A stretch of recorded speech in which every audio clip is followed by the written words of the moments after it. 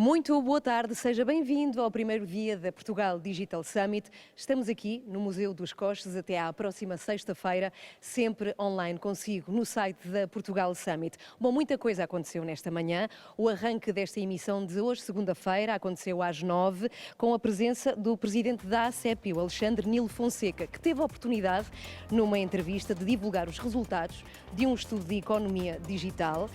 Revelou as principais conclusões. Uma já estávamos à espera, que as pessoas estão na internet com muito mais frequência, que as pessoas diversificam a sua procura e que 60% das pessoas fazem por mês de 3 a 5 compras online. Também nesta manhã houve a oportunidade de se falar muito de e-commerce e também se chegou à conclusão de que o consumidor é cada vez mais exigente. Durante esta tarde, aqui neste primeiro dia da Portugal Digital Summit, vamos ter a oportunidade de voltar ao tema da e-commerce e de como é que as empresas podem ser mais produtivas e chegarem às exigências dos consumidores. Ainda há pouco acabámos mais um debate, desta feita sobre a segurança digital. E entre outras coisas, ficámos a saber que o teletrabalho, neste tempo de pandemia, abriu muito mais oportunidades para o roubo dos nossos dados e que também se ampliaram as visitas a programas de risco. Ainda houve a oportunidade de se falar de blockchains, da nova tecnologia 5G.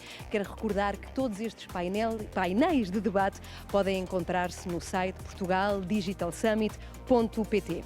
Ora bem, agora e nos próximos minutos vamos passar a outro tema. E desta vez vamos ficar a saber como é que as várias indústrias se tornam digitais. Desta feita, em concreto, as nossas cidades que vão ficar mais inteligentes e ainda vamos ficar a saber qual é que será o futuro dos meios de transporte. O que é curioso, sendo que estamos no Museu dos Coches, com veículos tão antigos, vamos ficar a saber nos próximos minutos como é que vão ser os nossos veículos mais modernos. E vai ser interessante porque, por um lado, vamos ficar a saber como é que o município em Portugal pode ficar mais moderno. E vamos ouvir a opinião de dois grandes profissionais que trabalham em grandes empresas em Portugal. A não perder, nos próximos minutos, este debate na Portugal Digital Summit. A moderar está Filipa Cardoso, que é diretora da revista Smart Cities. Boa tarde.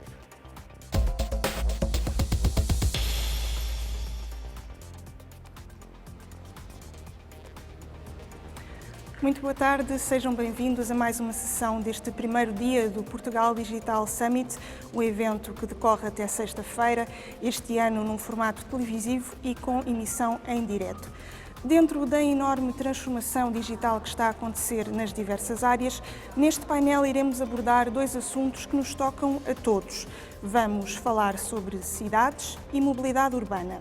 Os desafios que hoje se impõem e aos quais se junta agora uma pandemia obrigam-nos a olhar para estes assuntos na perspectiva da sustentabilidade, da eficiência no uso dos recursos, mas também no sentido de assegurar a qualidade de vida e a prestação de serviços de forma eficaz às pessoas que vivem, trabalham e visitam as cidades e que precisam de se deslocar de um lado para o outro.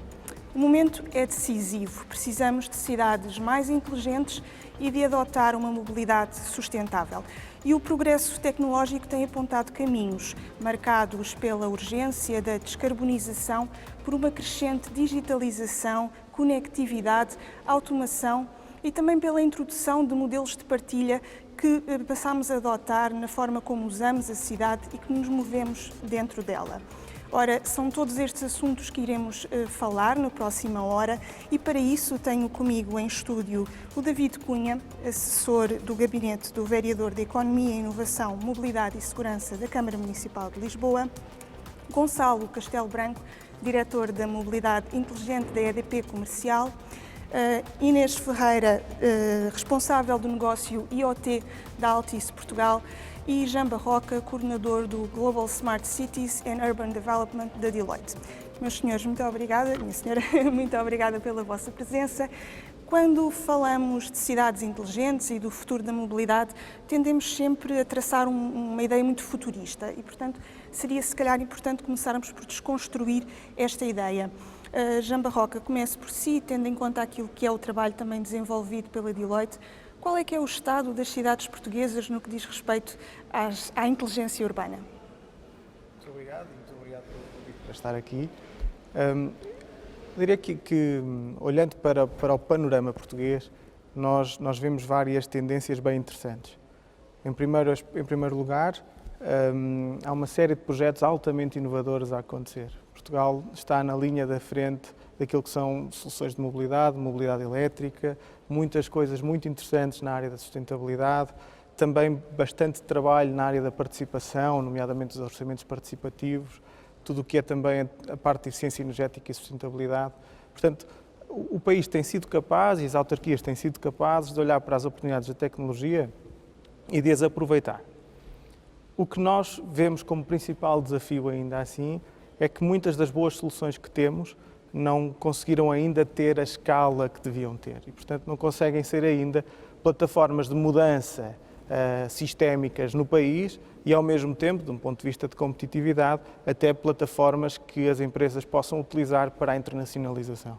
Na nossa perspectiva, a cidade inteligente é muito interessante de um ponto de vista de melhoria da qualidade de vida das pessoas, da sustentabilidade e também da competitividade económica e, por consequência, as soluções que se criam devem ser também levadas para o estrangeiro pelas empresas portuguesas e, portanto, tudo aquilo que é a nossa competitividade interna deve ser um motor de internacionalização.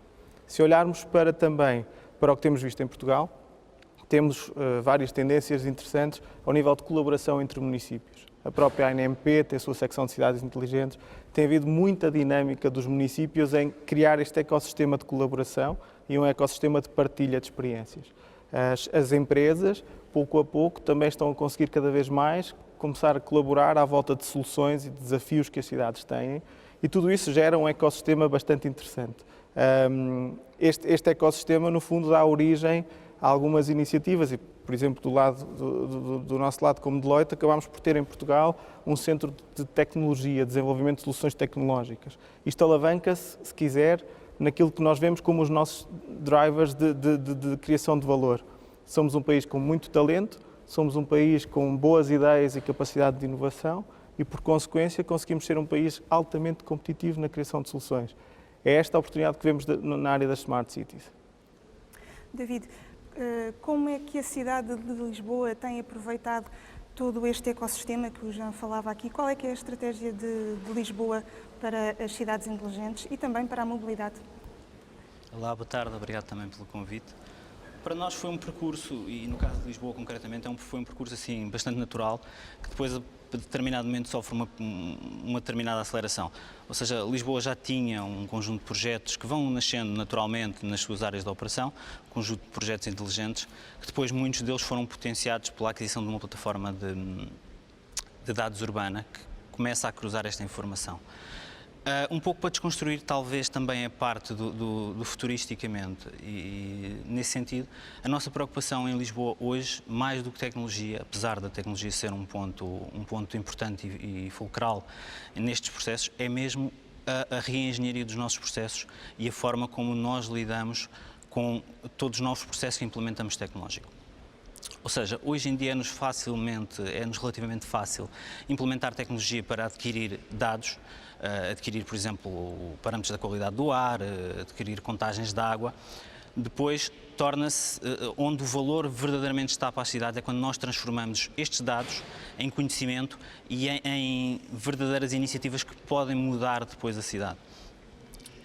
Nesse âmbito, muito do trabalho que nós estamos a fazer foca-se muito nas pessoas e nas pessoas no sentido da capacitação interna. Ou seja, a cidade de Lisboa tem, tal como todos os outros municípios, muita dificuldade em captar recursos humanos altamente especializados no tratamento de dados e na criação de muitos datasets, no cruzamento de muitos datasets, por exemplo. Quando nós começamos a cruzar tráfego com meteorologia, com acidentes, com condicionamentos de trânsito, começa a ser necessário um nível de especialização muito alto. Um dos vetores em que nós estamos a trabalhar bastante é na capacitação interna dos recursos que nós temos. Para isso, temos recorrido muito a este ecossistema, tanto com cidades, mas também muito com dois tipos de parceiros, com os parceiros privados e com os parceiros com a academia, com as universidades. No nosso trabalho com as universidades, nós temos trabalhado muito no desenvolvimento de um protocolo chamado Laboratório de Dados Urbanos de Lisboa, em que nós lançamos desafios reais, concretos da cidade de Lisboa e tentamos com as universidades encontrar soluções que não existem em mais lado nenhum ou que não foram ainda desenvolvidas. Permite às universidades, permite-nos a nós, enquanto cidade, enfrentar estes problemas e ultrapassar estes problemas, e permite também às universidades ter matéria de trabalho, matéria de investigação muito realista, muito aplicada, e que permite depois transpor isto, já fora de contextos académicos. Com os privados temos também projetos muito interessantes, também sempre muito na criação de valor muito aplicado em cima daquilo que nós já tínhamos. Um exemplo muito interessante da cidade de Lisboa é nós tínhamos uma base de dados de intervenções dos bombeiros. Até antes disso, um pouco antes disso, os bombeiros têm um mapa onde têm que intervir em determinadas zonas da cidade e os tempos de resposta nunca devem ser superiores a 5 ou 10 minutos, consoante o tipo de ocorrência. E este trabalho era feito com base num mapa estático, ou seja, entrava em conta com as distâncias e com alguns condicionamentos. Fizemos um trabalho de desenvolvimento e de investigação com o ISEL, a nova IMS, a Altice, a SAP e a Microsoft, no sentido em que, cruzando um conjunto muito grande de variáveis, entre os quais as ocorrências passadas, o trânsito atual, a meteorologia, se conseguia prever e gerar este mapa dinamicamente no dia anterior. É este tipo de valor acrescentado que nós cada vez mais queremos criar em Lisboa e permitir que depois com isto se possa mudar a forma como nós servimos os municípios, como entregamos serviços e como interagimos com os municípios. E pode ser uma mais-valia muito interessante no que diz respeito à gestão da mobilidade em cidade, imagino. A mobilidade também será, sim, também aqui temos 2 exemplos muito bons, eu por acaso tinha passado. Um deles será o trabalho que nós estamos a fazer com os operadores de micromobilidade, os operadores de trotinetes e de bicicletas partilhadas, em que nós temos neste momento, já em partilha com eles, temos a posição onde estão estacionadas todos os veículos e permite-nos melhor fazer o planeamento e a redistribuição e o trabalho em conjunto com eles destes veículos. Provavelmente o mais emblemático que nós temos neste momento será mesmo o CIMLX, na área da mobilidade, que vai ser o Sistema de Inteligente Mobilidade de Lisboa. Mais uma vez, também partindo de dados históricos daquilo que nós já temos e da renovação que vamos fazendo, tecnológica da nossa infraestrutura, vai nos permitir gerir a cidade em termos de mobilidade em tempo real com capacidades preditivas, usando não só o histórico que já temos, e ela vai aprendendo com a operação, mas também com os inputs que lhe vamos dando, como em tempo real o número de carros, a meteorologia, todos os outros inputs que podem ajudar a tornar estes sistemas mais inteligentes. Inês, para criar todas estas soluções é preciso que haja uma infraestrutura por trás. É aqui que a Altice Portugal entra? Sem dúvida. Bom, de facto, a IoT, ou a Internet das Coisas, é a tecnologia que está por base em muitos dos temas que nós temos vindo a falar e é apontado como uma das principais tecnologias em termos daquilo do que nos pode vir a trazer, já nos está a trazer, pode nos vir ainda a trazer no futuro, da forma como nós estudamos, enfim, gerimos as nossas empresas, vivemos o nosso dia-a-dia. E a Altice Portugal, essencialmente ao longo dos últimos 5 anos, tem vindo a fazer um forte investimento nesta área. Portanto, prova disso é que também somos líderes neste segmento. Atualmente gerimos mais de 800 mil devices, que em Portugal, enfim, já é um número significativo. E muito do nosso sucesso tem passado precisamente pela boa gestão do ecossistema. Esta é uma área, o IoT é uma área para já que tem muitas soluções diferentes, cada uma aborda o seu problema específico. Portanto, não se pode dizer que haja uma solução para tudo, não é? Já falámos de telemetria de água, gestão de resíduos, bike sharing, enfim. E, portanto, o que acontece é que a Altice junta aquilo em que é forte, portanto, que são os seus recursos de engenharia, as plataformas, a conectividade, obviamente, com parceiros que dominam cada tema em concreto para entregar uma solução aos clientes, aos municípios ou às empresas. Há pouco o David estava a referir um ponto que é muito relevante. Estava a referir-se do município de Lisboa, mas eu julgo que isto é transversal a todas as organizações, que é as organizações querem se focar naquilo que lhes é mais relevante, que é a análise dos dados para o seu negócio. Não querem estar preocupados com como é que vão buscar os dados, com a tecnologia, com esses projetos de implementação. No fundo, querem receber a informação, idealmente até já com alguma inteligência artificial para facilitar a vida e tomar decisões e avançar com base nisso. E este tipo de tecnologia, quer se queira, quer não, tem uma complexidade ainda associada, porque é preciso combinar plataformas, conectividade, equipamento, e tem que se garantir que tudo está a falar, e portanto a Altice desempenha aqui um papel muito importante. Quando pensamos no futuro, principalmente no que diz respeito à mobilidade, há uma tendência incontornável, não é? Que é a mobilidade elétrica. Como é que uma empresa como a EDP Comercial, que é uma utility, nós estamos habituados a ter uma relação para a eletricidade da nossa casa, agora se posiciona como um operador de mobilidade, Gonçalo? Bem, antes de mais também muito obrigado pelo convite. É um gosto estar a falar de mobilidade neste cenário. Nós falávamos aqui antes de começar que até parecia paradoxal estar a falar de mobilidade neste picadeiro real com estes coches, mas acho que se calhar estamos se calhar na vertigem de uma alteração do paradigma, da mesma maneira que passamos destes coches para os carros a combustão há 100 anos, poder agora estar a fazer esta transição para a mobilidade elétrica. Esta transição, se quiser, energética, ela tem 3 vetores fundamentais, que são a descentralização, a descarbonização e a digitalização, conhecidos também como os 3Ds, e é exatamente olhando para estes 3 vetores que nós, na EDP, estamos a perceber como é que esta alteração de paradigma cria necessidades para os nossos clientes e como é que nós as conseguimos cumprir.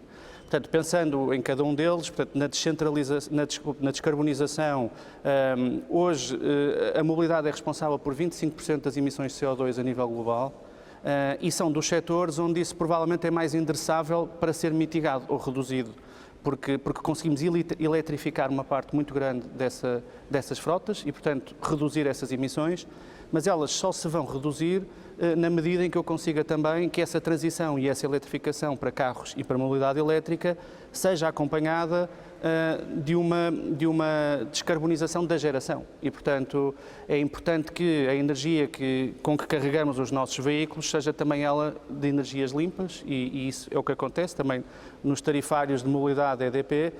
E depois a parte toda, então, do terceiro D da digitalização, porque cada vez mais a nossa mobilidade passa por uma vertente digital. Quer dizer, os exemplos são inúmeros, mas na mobilidade elétrica isso também acontece, porque para carregar, por exemplo, um carregador ou em minha casa, ou para saber as minhas sessões de consumos e para conhecer todo esse, ou para saber quantas vezes é que vou ter que carregar o meu carro numa viagem ou o que seja, tudo isso é uma experiência digital. Ou mesmo do lado das empresas, para gerir essa rede de carregamento, saber quais foram as sessões de carregamento que foram ocorridas, quem tem acesso, a que preço é que é praticado. E, portanto, é pensando nesta interseção destes vários vetores que nós, a EDP, como perguntava, surgimos como um operador. Portanto, acho que uma alteração de paradigma traz sempre novas fontes de valor e, portanto, é exatamente o desafio que temos hoje, é perceber qual é o posicionamento que uma utility, neste caso a EDP Comercial, tem e deve ter na mobilidade, porque ela também, sendo elétrica, além de muitas outras vertentes, depois também é partilhada, poderá ser mais autónoma e é muito conectada. E não estamos só a falar de automóveis, não é? Podemos falar também de bicicletas, de trotinetes, uma série... Precisamente, e portanto todos esses novos meios, cada vez mais também, mesmo as bicicletas estão a sofrer essa transformação, cada vez mais são elas também elétricas, mas depois toda a parte de carregamento, que é assim aquela vertente mais evidente, ela ocorre ou no espaço público, onde a EDP é o operador de posto de carregamento e portanto tem esse compromisso e tem crescido nessa rede pública de carregamento, mas ocorre até maioritariamente, 80% das sessões de carregamento vão ocorrer no espaço privado, em casa e no trabalho. Portanto, a nossa relação com a maneira como carregamos o nosso carro, ou hoje abastecemos, ou a maneira como vamos carregar no futuro, é muito diferente. E, portanto, nós vamos carregar o carro muito mais de uma forma como hoje carregamos o telemóvel, ou seja, quando não o estamos a utilizar e ele está parado ou à noite, do que como fazemos hoje num carro a combustão. E, portanto, essa oferta privado, para empresas, para casas e para o carregamento público, e a forma como ela deve ser digital e verde e permitir essa descarbonização, é aí que nós na EDP Comercial estamos a endereçar isso na ótica de tentar, de alguma forma, integrar estas ofertas na perspectiva de que o cliente necessita delas também para conseguir essa transição para esta mobilidade elétrica. Começámos o ano 2020 com uma surpresa, não é? Com esta pandemia, e isto mexeu também naquilo que são as tendências nas cidades e na mobilidade. Foi curioso que numa primeira fase havia uma grande especulação sobre o que é que iria mudar, falou-se até inclusivamente na morte das cidades, felizmente isso não aconteceu, mas a verdade é que nós vimos as cidades a serem pressionadas exatamente nestes dois eixos.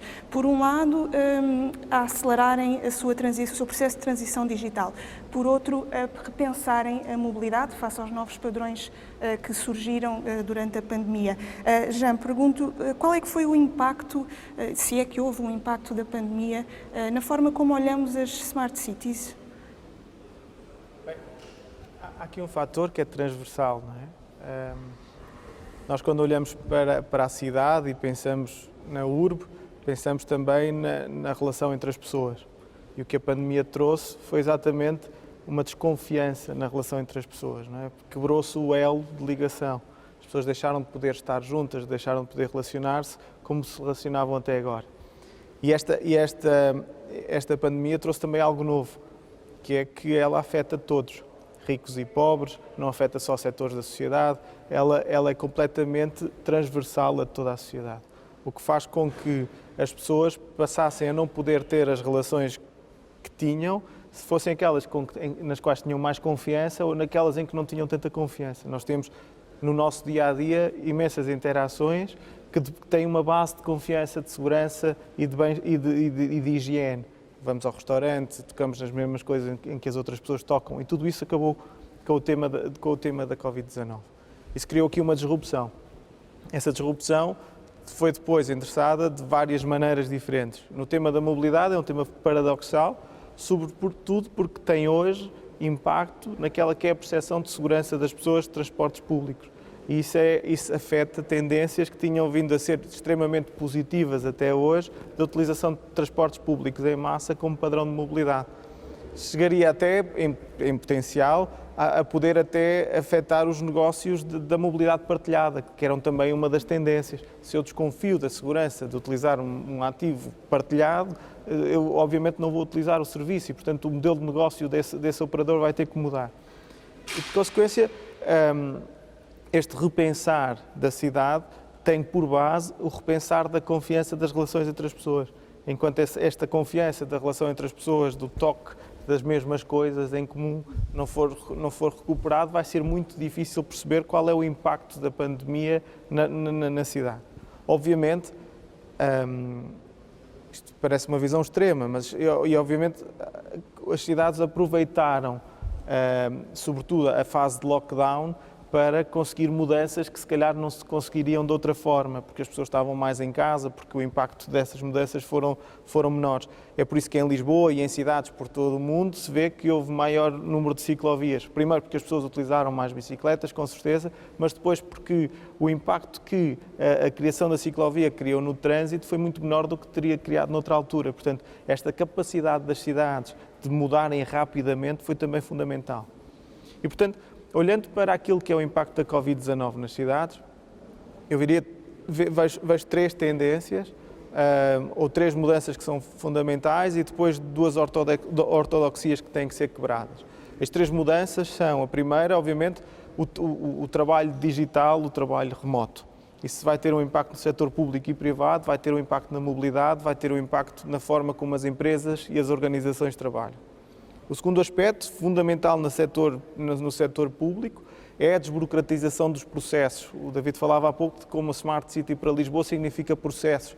E a verdade é que ter processos cada vez menos burocráticos e cada vez mais digitais é hoje ainda mais importante do que era há anos atrás. A par disso, eu diria que para que se consiga fazer uma verdadeira desburocratização dos processos, vamos precisar de maior interoperabilidade.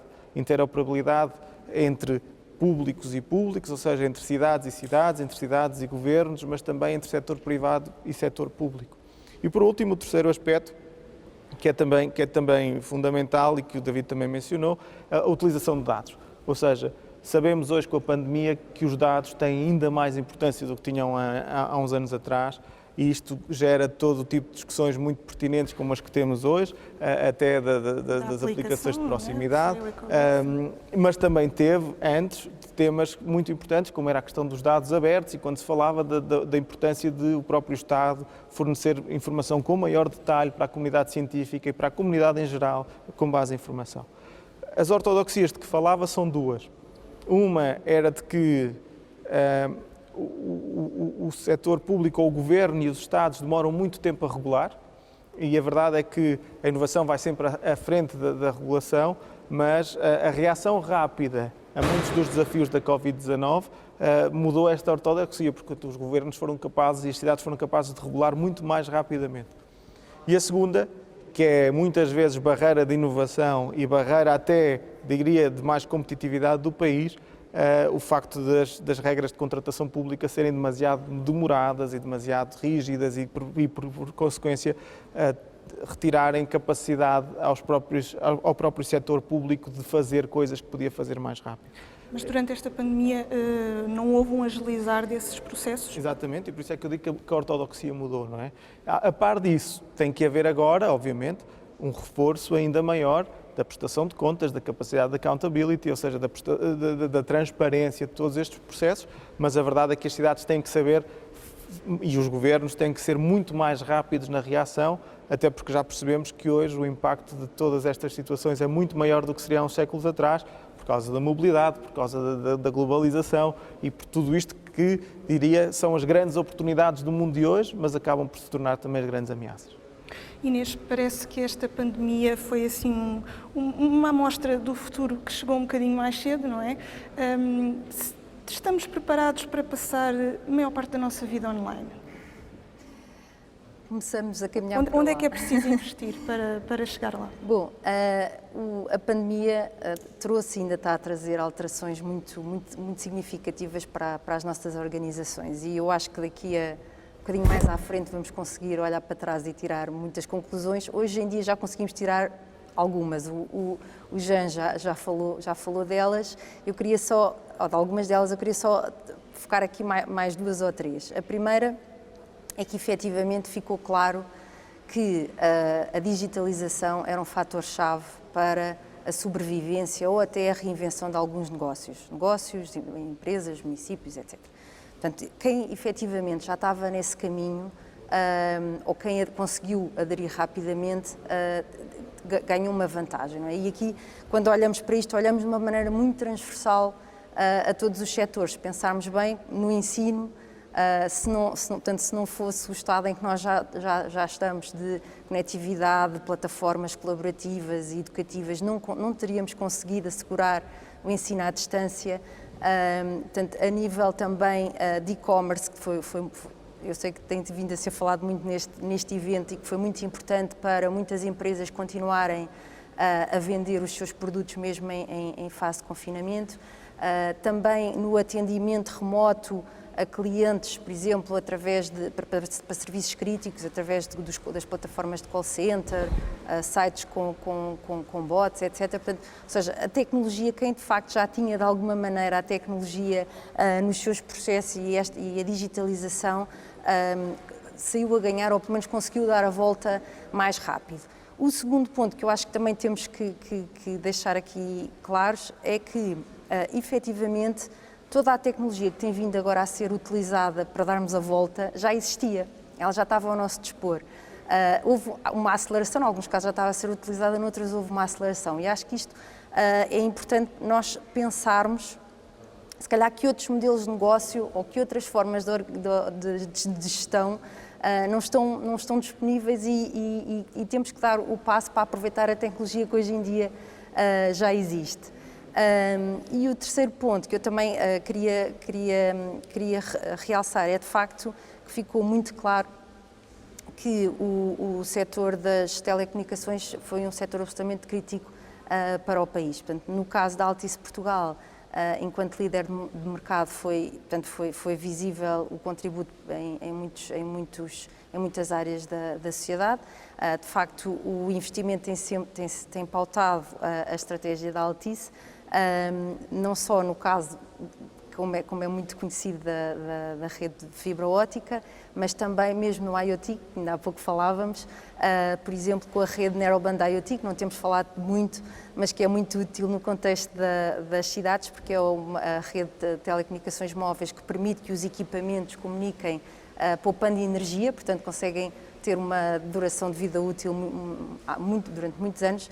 Há pouco falávamos da telemetria de água, só é possível com este tipo de tecnologia e, de facto, a Altice Portugal foi o primeiro operador em Portugal a lançar comercialmente esta tecnologia, já no final de 2018, e ainda agora, este mês, fizemos um reforço muito significativo da cobertura, que neste momento já mais de 96% da população e mais de 80% da área do continente Ilhas. Portanto, é realmente um investimento muito importante em tecnologia que está a existir. Agora é preciso que os vários stakeholders, as empresas, os municípios, quem desenvolve os serviços e a operadora de telecomunicações, obviamente, se juntem e encontrem novos modelos de negócio e novas formas de continuar no fundo, a trabalhar e a viver mesmo em situações críticas como esta. Lisboa foi uma das cidades que repensou o seu espaço público para uma mobilidade mais segura. Foram feitas várias ciclovias pop-up, também acelerou-se a criação de algumas permanentes. E ouvi no outro dia o vereador Miguel Gaspar dizer uma coisa curiosa, que tinham tido o projeto de urbanismo digital em desenvolvimento durante alguns anos e que em 3 semanas o conseguiram pôr a funcionar depois da pandemia. David, como é que a experiência que a cidade de Lisboa tem tido até aqui, tanto nas Smart Cities como também na mobilidade sustentável, contribuíram para dar resposta à Covid-19? No caso da mobilidade, acho que o pior saída para a pandemia seria sairmos pior do que aquilo que estávamos no sentido da mobilidade, em que isto visto pelo ponto em que seria péssimo que a pandemia acabasse por destruir muito do trabalho que tem sido feito, especialmente no sentido da redução do veículo automóvel e do veículo privado e da sua transição para transportes públicos e para os meios suaves e ativos. Portanto, houve efetivamente um trabalho de reforço e de olhar para o bike sharing, para a micromobilidade como alternativas e até mesmo a bicicleta própria, o reforço das ciclovias, como referiu. Foram efetivamente vetores importantes para evitar que haja tanto recurso novamente ao veículo privado. Do ponto de vista das Smart Cities, acho que houve aqui a Inês referiu, e bem, uma aceleração muito grande naquilo que nós já estávamos a fazer e que se propiciou. Nomeadamente na questão dos dados, por exemplo, nós usámos projetos que já tínhamos e, por exemplo, a nossa parceria com o Waze, usámos projetos que já tínhamos para medir o pulso da cidade, digamos assim. Ou seja, conseguimos perceber através dos dados, não tanto através de pessoas e processos que eram mais difíceis numa altura destas, mas através dos dados perceber quando a cidade entrou em confinamento, quando começou a retomar e consegue-se medir mais ou menos o pulso da cidade através destes dados. Por exemplo, eu dou-lhe 3 casos muito específicos. Um deles é a nossa parceria com o Waze, em que através da evolução das filas de tráfego e da quantidade de tráfego em Lisboa, consegue-se perceber mais ou menos digamos assim, o pulso da mobilidade da cidade. Um indicador muito bom que nós também conseguimos facilmente capitalizar, porque já o tínhamos implementado, não estava a ser usado para isso, mas passou a ser usado também para esta medição, foi o dos resíduos urbanos, que revelou-se um excelente... Ou seja, nós temos os sensores, os contentores de resíduos urbanos estão sensorizados no nível de enchimento, e a quantidade de resíduos que recolhemos diariamente foi um extraordinário indicador também na altura do confinamento e depois na retoma da cidade. Outro dos indicadores foi também o nível de poluição, ou seja, vimos um decréscimo acentuado com o confinamento, as pessoas deixaram tanto de se deslocar e vamos notando agora uma retoma, ainda não ao mesmo nível, mas já uma retoma. Relativamente ao urbanismo digital, depois a transição do que nós temos é a mudança dos processos, ou seja, tivemos que entrar toda uma nova forma de trabalhar, tal como as empresas e tal como todos os outros, tivemos que arranjar novas formas de trabalharem de forma remota, através agora uma palavra provavelmente ninguém conhecia antes, mas que agora toda a gente conhece, que é uma VPN, que é para se ligarem aos sistemas corporativos, que ninguém sabia o que era, neste momento é muito comum. Toda essa forma de trabalhar e depois alavancou todo um conjunto de projetos e na forma como nós nos relacionamos com o cidadão que tiveram que ser simplificados. Eles já estavam para ser, porque, como lhe disse também, essa desburocratização dos processos é um ponto importante para nós do ponto de vista das Smart Cities. O urbanismo era um dos projetos que foi bastante alavancado também por isto e que rapidamente o colocámos na rua e o colocámos em funcionamento, um projeto enorme. Tivemos também outras iniciativas que foram alavancadas por isto, por exemplo, a Lisboa 24, que é uma aplicação que foi, em determinado momento, foi criada um pouco mais pela parte dos dados e para fornecer os dados que nós estávamos a recolher da cidade, os condicionamentos de trânsito, a informação que recebemos do Waze, a poluição, foi criada para entregar estes dados ao cidadão. Neste momento já é também uma plataforma de comunicação, ou seja, a Lisboa 24 permite-nos, escolhendo o nosso local de trabalho, o nosso local de residência, receber alertas customizados sobre acidentes que existam, condicionamentos. Esta forma de entregar a informação e de entregar os serviços e de agilizar os serviços foi uma das vetores que nós investimos também muito. E serviu também para vos aproximar, enquanto Câmara Municipal, das pessoas? Sim. Sentiram que houve um estreitar dessa relação? Houve, até porque depois também houve, com a dificuldade das pessoas também em chegar à Câmara, nós tivemos que arranjar formas mais simples de o fazer, formas mais simples de desburocratizar, simplificar processos que às vezes eram mais complicados, tivemos que os fazer. Sentimos alguma aproximação nesse sentido também, sim. Gonçalo, outra das coisas que a pandemia nos trouxe foi uma mudança nos padrões de mobilidade, não é? E mudança nos padrões de consumo de energia. Até aqui, tipicamente, as empresas consumiam a eletricidade durante o dia, estando as pessoas em casa, há aqui uma inversão. Tornou-se um pouco imprevisível traçar exatamente padrões de como é que vai ser o nosso consumo de energia daqui para a frente. Se juntarmos a isto a transição de uma frota automóvel a combustíveis fósseis para uma frota elétrica, o que é que acontece à rede? Bem, de facto, nós o que temos observado ao nível, neste caso até da mobilidade elétrica, é que, de alguma forma, a pandemia até parece ter acelerado esta transição. Ou seja, a mobilidade elétrica já estava a acontecer. Cada vez que em cada 3 meses, vamos dizer, se revia a projeção de veículos elétricos em 2030 ou em 2040, sucessivamente e independentemente da fonte, a revisão era sempre em alta. Ou seja, estava a acontecer até mais rápido do que o que nós esperávamos.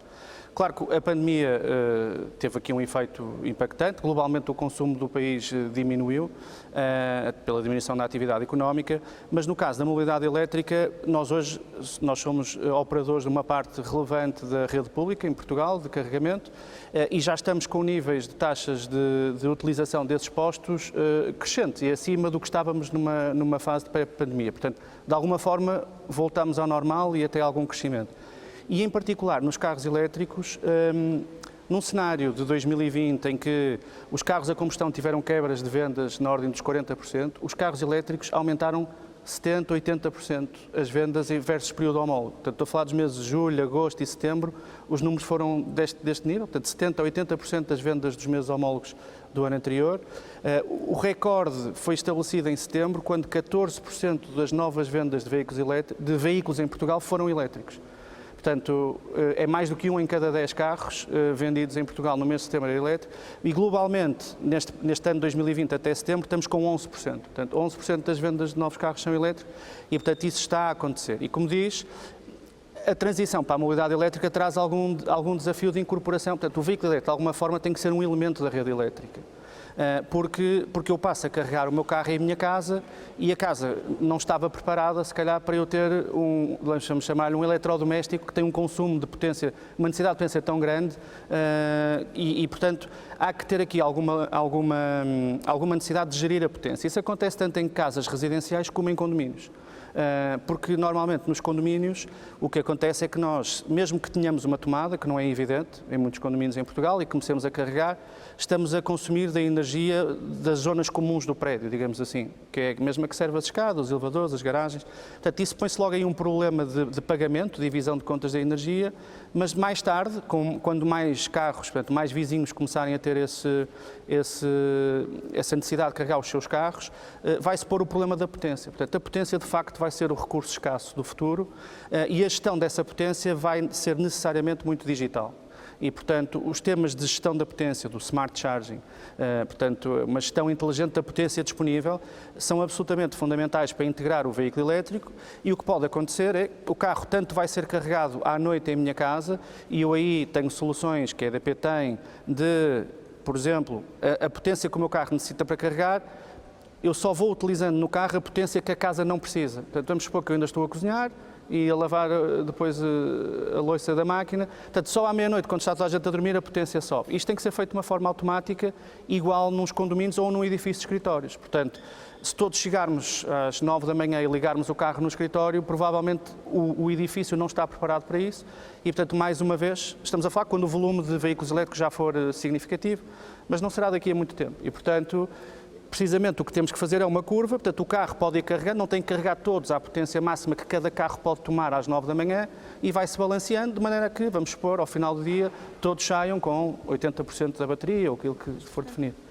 A gestão dessa flexibilidade da rede vai ser feita através de instrumentos digitais, é isso? Sim, portanto, o que acontece é que há várias maneiras de fazer isso, portanto, pode ter uma gestão local dessa potência e dizer, olha, ao nível desta garagem nunca vamos ultrapassar esta potência tomada e no fundo o carro que chegar primeiro vai tomando, ou isto pode ser feito de facto via digital e portanto com uma plataforma digital e cada um numa app, eu posso por exemplo dizer, olha, amanhã tenho uma viagem grande, quero ter 100% da bateria do meu carro, mas num dia normal basta-me ter 80%. E portanto, se todos contribuirmos para isto, essa gestão acaba por ser automática porque o sistema, vamos chamar essa plataforma tecnológica, vai sempre saber que energia que está a ser tomada por cada um dos carros e vai fazendo essa gestão e essa regulação.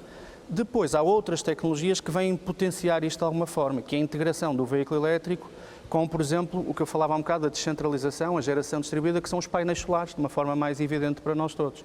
Seja na minha moradia ou no meu prédio, o veículo elétrico pode ele próprio ser a bateria que está a armazenar a energia que o prédio não está a tomar durante o dia dos painéis solares e vai carregando alguns dos carros e depois existir uma tecnologia que é, no fundo, devolver essa energia a outros consumidores que necessitem. A bateria de um carro tem uma capacidade muito substancial. Uma bateria de um carro consegue armazenar energia suficiente para uma casa durante 7 dias. E, portanto, isto é um instrumento muito valioso e é isso que temos que perceber, como é que a bateria do carro se torna um elemento da rede para não termos que sobreinvestir na rede em mais capacidade e mais potência e aproveitarmos a potência que, no fundo, cada bateria de cada carro representa. Mas essa descentralização da produção de energia com os painéis solares é muito fácil de acontecer em moradias ou pequenos bairros, mas quando pensamos nisto à escala da cidade, há aqui alguma regulação que se calhar ainda é necessária ou já estamos... Existiu uma alteração recente que permitiu a criação das comunidades locais de energia. E uma comunidade local de energia é isso mesmo. Portanto, eu sendo a minha residência, o meu prédio, a minha empresa, eu consigo instalar painéis solares em minha casa e beneficiar desse autoconsumo e até garantir alguma parte dessa energia disponível para os meus vizinhos. Portanto, o produto na EDP chama-se bairro solar. A EDP tem o objetivo de, em 5 anos, ter 15 mil destes bairros solares em Portugal, para uma potência total de 150 megawatts, mas é precisamente a ideia, ou seja, se eu tiver espaço disponível, vou poder inscrever-me para ser produtor, para beneficiar do autoconsumo e vender o excedente. Se eu não tenho, posso me inscrever num bairro que exista no meu quarteirão, digamos assim, para poder beneficiar desse consumo extra de alguém que tenha esse investimento.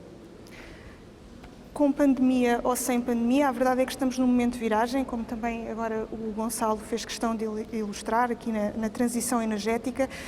Inês Ferreira, quando pensamos no futuro da conectividade, há assim um grande chavão, que é o 5G. Sei que a Altice está inclusivamente a trabalhar no 6G, mas por enquanto ficamos ainda pelo 5G. O que é que isto vai representar para as cidades e para o futuro da mobilidade? Antes de mais, já todos ouvimos falar um pouco do 5G. mas de facto é importante percebermos que o 5G, mais do que uma evolução tecnológica, nós temos realmente que o encarar como uma disrupção tecnológica que vai trazer aqui um salto muito grande em termos de progresso. Ou assim é que de facto vamos conseguir capitalizar esta nova tecnologia. Antes de passarmos para a cidade no concreto, só para dar aqui uma visão, portanto, o 5G o que vai permitir portanto, uma grande largura de banda associada a uma grande velocidade, portanto, no envio de informação, de vídeos, enfim, de todos os dados, associado também a uma muito baixa latência. O que é que isto significa? É assim um palavrão, mas basicamente significa que, ao limite, as comunicações conseguem ser instantâneas. Ou seja, com o 5G é como se nós conseguíssemos que uma organização, uma cidade, etc., fosse um organismo vivo. Eu costumo dar um exemplo do 5G, por exemplo, imaginem que agora havia aqui um mosquito aqui na minha mão e que me começava a picar e eu imediatamente sinto que está a picar, olho e afasto, não é? Porquê? Porque eu tenho grande largura de banda, consigo logo ver o mosquito, sentir e consigo logo reagir com muito baixa latência. Portanto, o nosso organismo já tem o 5G, ou a lógica do 5G incorporada. O que vai acontecer nas cidades com o 5G é este tipo de disrupção, porque nós hoje em dia, como já temos estado a falar, nós já temos muitos objetos conectados nas cidades, não é? Desde as bicicletas, os contadores de água, os caixotes de lixo, enfim. E, portanto, hoje em dia essa conectividade já existe. O que o 5G vai permitir é que, de facto, para já que haja uma quantidade massiva de equipamentos ligados, portanto não vão ser só alguns, vão ser efetivamente no limite todos, e que vai haver uma intercomunicabilidade entre eles, portanto quase que portanto, a informação vai fluir, portanto vai haver aqui obviamente não é só a conectividade aqui que vai funcionar, portanto todas as outras tecnologias, seja o Artificial Intelligence, etc., para tratar todos os dados de uma forma automática, mas ao limite vai ser possível perceber, ok, de repente começou a chover, como ainda há pouco, começou a chover, o tráfego é direcionado para uma determinada zona, os semáforos conseguem reagir porque se percebe que está a haver aqui mais tráfego e, portanto, é preciso libertar esse fluxo. Enfim, portanto, há aqui uma correlação de uma forma automática, é possível começar a haver uma correlação de uma forma automática entre todos os sistemas que constituem uma cidade. Estamos aqui a falar dos municípios, mas é o mesmo, por exemplo, numa fábrica ou num contexto logístico mais sofisticado, um porto, etc. E é um pouco isto que nós esperamos que o 5G traga. Já temos aqui um exemplo de uma empresa portuguesa que está a inovar, e Portugal tem sido também palco de inúmeras inovações tecnológicas e de experimentação. Aliás, uma das coisas que a Deloitte tem, uma das ideias que a Deloitte tem defendido em Portugal é a ideia de Smart Nation. Pergunto se essa colaboração existe e se realmente Portugal tem potencial para se posicionar como um pioneiro nas Smart Cities e na mobilidade do futuro. Vejo aqui dois temas. Um é se ele existe ou não existe em Portugal, esse potencial, e o outro é se é ou não é o momento certo.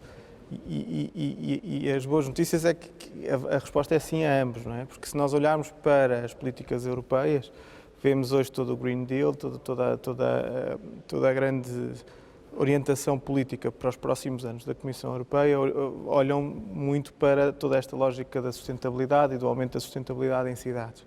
Por outro lado, ainda agora, a unidade de missão da área das Smart Cities e da parte da sustentabilidade também, apontava muito este caminho da criação de ecossistemas locais orientados à resolução de problemas, participados por todos. E esse parece-me exatamente o ponto fulcral agora para nós, em Portugal, conseguirmos passar de um Smart City para um Smart Nation. Esta noção de que devemos, em conjunto, e em conjunto, para mim, significa as pessoas, a academia, o setor privado, o setor público, os governantes, construir uma visão partilhada, ambiciosa, que permita que todos consigamos olhar de forma pragmática para qual pode ser a nossa agenda e o nosso espaço nesta construção de uma nação melhor, alicerçada na inovação tecnológica, alicerçada na melhoria de processos, alicerçada na melhoria de competitividade e nas capacidades locais que existem, é fundamental hoje em dia. Para isso, o que eu vejo é, e este é um tema que temos vindo a discutir recorrentemente, de facto, portanto, em primeiro lugar, criar espaços para que esta visão partilhada possa existir, com um governance próprio em que todos consigamos rever-nos, em que todos consigamos ter confiança para colaborar. Esse é um primeiro passo fundamental. O segundo aspecto é conseguirmos ter, do ponto de vista até do Governo Central e das cidades, uma concertação, de maneira a que aquilo que se faça não seja sempre em escala pequena, mas consiga verdadeiramente ambicionar ter uma escala nacional. Só quando conseguirmos ter ferramentas à escala nacional, vamos conseguir ter soluções com potencial de exportação e de internacionalização. Se as nossas empresas hoje, cada vez mais, pensam os seus negócios à escala global, também nós, nesta visão de Smart Nation, devemos conseguir pensar ou ambicionar pensar à escala global. E o terceiro aspecto, que me parece fundamental também, é conseguir que haja quase uma partilha de risco entre públicos e privados e pessoas, para que estas soluções, mais uma vez, possam vir a ser novos modelos de negócio mais sustentáveis e, ao mesmo tempo, novos modelos de negócio que consigamos exportar. Portanto, a visão de Smart Nation tem estes ingredientes: a visão partilhada, a capacidade local, o empreendedorismo local, a capacidade de inovação das empresas e das pessoas, e, por último, a participação de capitais privados também e o apoio dos capitais públicos para que estas soluções possam vir a ser exportadas. Acredito mesmo que este também vai ser muito o foco, agora que vem imenso dinheiro, digamos, da Comissão Europeia para apoiar este tipo de iniciativas, este imenso dinheiro que toda a gente fala, consiga ser aplicado da maneira certa. Para isso, já agora, enquanto sociedade e enquanto democracia, dois fatores fundamentais: reforçar da transparência e o reforçar do accountability. Só com isto é que os privados vão querer participar, só com isto as pessoas vão sentir-se satisfeitas com os investimentos que forem feitos e só com isto os públicos também vão ter à vontade para querer entrar nesta partilha de risco. Estamos nos últimos 5 minutos do nosso debate. Deixo aqui uma pergunta, eventualmente final, ao David. Uma cidade inteligente não é apenas inovação tecnológica e mobilidade sustentável. Que outras apostas têm sido feitas na cidade de Lisboa para realmente se criar um ecossistema favorável a que esta inovação aconteça? Muito também, talvez não tanto na parte tecnológica, mas muito do que tem sido feito tem sido para acompanhar essa parte tecnológica também, como já lhe disse, na reengenharia de processos. Por outro lado, vamos continuar a apostar em componentes que nos são não são tão visíveis, mas que nos são muito importantes. Uma delas o Jean estava a referir agora, que é a transparência e a responsabilização. E nesse campo nós temos feito um trabalho no campo dos dados abertos, que é uma área muito específica das cidades e em que temos trabalhado muito. Dar cada vez mais informação, tornar transparentes os processos de decisão. Com toda a informação que vamos obtendo, tornar que as decisões sejam cada vez mais baseadas em dados. E depois no campo da parceria, provavelmente também tem que haver aqui uma componente muito de ecossistema e de parcerias. Entre cidades, no caso, por exemplo, entre cidades tem que haver cada vez mais parcerias fortes. Lisboa tem uma escala que lhe permite, per si, avançar e criar iniciativas. Eu acho que outras partes do país vão precisar destes ecossistemas, porque não vão poder fazer investimentos à escala de plataformas tão grandes, mas vão precisar e faz todo o sentido que tenham o mesmo tipo de benefícios. Portanto, aqui há de haver um processo de aprendizagem mútuo e transferência de conhecimento que é muito importante. Depois também é muito importante, eu acho, e também muito do como a Smart City passa também pelo apoio depois à economia e pelo que ela pode dar de volta à economia. E aqui eu gostava de frisar muito a parceria que nós temos depois também com atores privados, com as telecom, com as operadoras de telecomunicações, mas também um trabalho que para mim também é muito interessante é o trabalho que nós fazemos com o apoio à inovação e ao empreendedorismo. E há um deles é um programa, o outro será uma medida que nós vamos tomar rapidamente. Um deles é um programa que é o Smart Open Lisboa, em que com um conjunto de parceiros do setor privado, do setor público, também à base de desafios, porque é muito focado. Convidamos um número muito grande de startups e de empreendedores a arranjar soluções, agora não só no campo do digital, também no digital, mas outro tipo de soluções que possam resolver estes problemas. E depois também no que nos permite fazer, acho eu, para incentivar também os empreendedores e as pequenas startups, nós vamos lançar está para breve o lançamento de uma rede LoRa na cidade de Lisboa. O LoRa é uma tecnologia complementar ao 5G, ou seja, elas não se substituem, na minha visão não se substituem, apesar de poder haver essa visão, que vai complementar, mas que permite um muito rápido e fácil acesso a startups e a investidores criarem um primeiro protótipo no âmbito seja de um Fab Lab, de um programa de aceleração, do que for, criarem um pequeno protótipo e pô-lo em funcionamento, ou seja, acelerando os times to market, todas estas vertentes. E acho que uma Smart City também é muito aquilo que se pode fazer pela inovação e pela economia em si. E chegamos assim ao final do nosso debate sobre Smart Cities e mobilidade urbana, mas o Portugal Digital Summit continua. Fico por aí. Muito obrigada.